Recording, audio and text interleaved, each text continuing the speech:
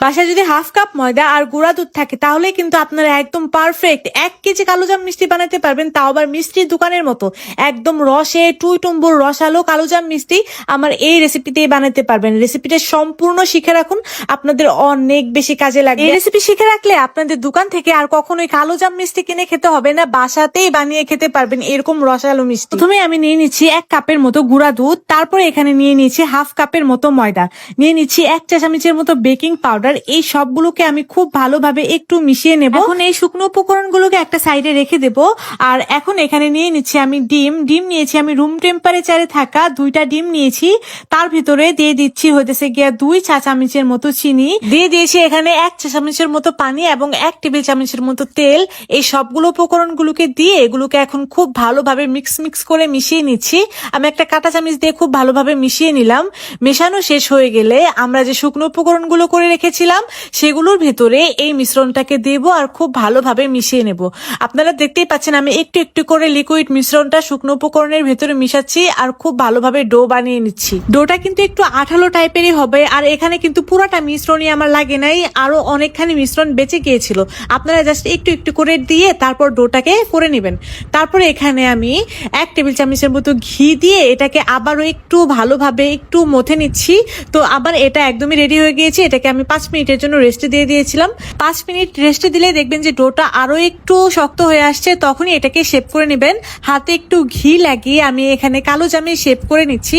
আচ্ছা, আপনারা কিন্তু এই ডোটা দিয়ে কালো জাম, গোলাপ জামুন আরো অনেক কিছুই বানাতে পারবেন, তবে আজকে আমি কালো জাম বানাচ্ছি আর কালো জামের এরকম লম্বা লম্বা শেপ দিয়ে দিচ্ছি। মিষ্টিগুলা সবগুলা শেপই দেওয়া হয়ে গিয়েছে। এখন শিরাটাকে রেডি করে নেব। শিরা রেডি করার জন্য এখানে আমি দিয়ে দিচ্ছি 2 কাপের মতো চিনি এবং এখানে দিয়ে দেব আমি প্রায় 5 কাপের মতো পানি।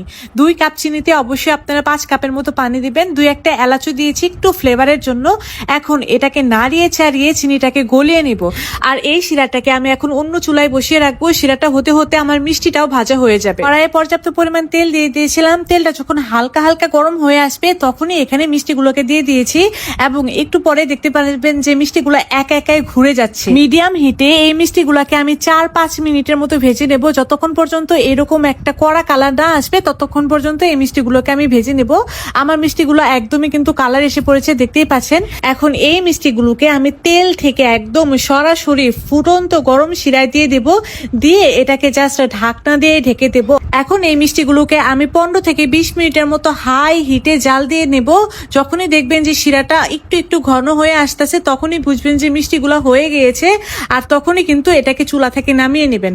দেখতে পাচ্ছেন আমার মিষ্টিগুলার কালারগুলা মাশাআল্লাহ কি সুন্দর লাগতেছে। আর এই মিষ্টিগুলো না একদম দোকানের মতো পারফেক্ট, একদম পারফেক্ট। দোকানের রেসিপিটাই আমি আপনাদের সাথে শেয়ার করেছি, কিন্তু দোকানে কিন্তু সেম এইভাবেই এই কালোজাম মিষ্টিগুলা বানায়। মিষ্টিগুলোকে এখন আমি চুলা থেকে নামিয়ে প্রায় 1 রাতের জন্য রেখে দিয়েছিলাম।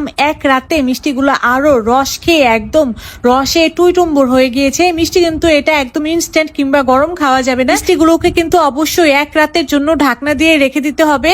তো দেখতে পাচ্ছেন আমার মিষ্টিগুলা কিন্তু একদম পারফেক্ট ভাবে হয়ে গিয়েছে। উপরে একটু মাওয়া ছিটিয়ে দিচ্ছি দেখার সৌন্দর্যের জন্য।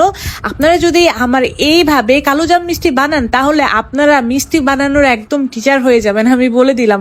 এটা এতটা নরম তুলতুলে আর পারফেক্ট ছিল যেটা বলার বাইরে। আপনারা একবার বানালেই বুঝবেন যে এটা কতটা বেশি পারফেক্ট ছিল।